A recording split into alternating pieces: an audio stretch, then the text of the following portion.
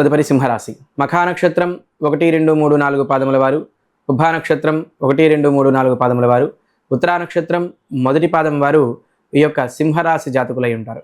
ఈ సింహరాశ్యాధిపతి అయినటువంటి సూర్యుడు ఈ సంవత్సరం సంక్రాంతి పురుషుడు యొక్క అధిపతిగా ఉన్న కారణం చేత వీరికి విపరీత చేష్టలు పెరిగేటటువంటి అవకాశం ఉంది. ఆదాయం 11, వ్యయం 11గా ఉన్న కారణం చేత రెండూ సరి సమానంగా ఉన్నవి. వీరికి అధికమైనటువంటి లాభాలు, అధికమైనటువంటి నష్టాలు రెండూ కూడా లేవని చెప్పేసి తెలియవస్తుంది. 2 వీలర్ తోటి జాగ్రత్తగా ఉండాలి. యాక్సిడెంట్స్, దెబ్బలు జరిగేటటువంటి అవకాశం ఉంది కనుక జాగ్రత్తగా ఉండండి. ఆకస్మికమైనటువంటి ధనలాభాలు లభించేటటువంటి అవకాశం ఉంది. వీరు విశేషంగా జీవనం సాగించడం కోసం నరసింహస్వామి వారి యొక్క ఆరాధన చేయడం మూలకంగా, శనివారం నలుపు ఒత్తితో దీపారాధన చేయడం మూలకంగా అనుకూలమైనటువంటి ఫలితాలు వీరికి రావడం అనేటటువంటిది జరుగుతుంది. వీరికి రాజపూజ్యం 3, అవమానం 6గా ఉంది కనుక ఎక్కడికి వెళ్ళినా కూడా సంఘంలో గౌరవ మర్యాదలు తగ్గేటటువంటి అవకాశం ఉంది. జాగ్రత్తగా ఉండడం అనేటటువంటిది ముఖ్యంగా చెప్పవలసినటువంటి సూచన.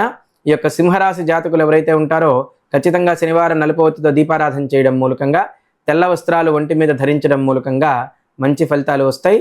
నరసింహస్వామి వారి యొక్క ఆరాధన, రాముల వారి యొక్క ఆరాధన ఎక్కువగా చేస్తూ ఉండండి. విశేషమైనటువంటి ఫలితం లభిస్తుంది. సుఖజీవనం సాగిస్తారు.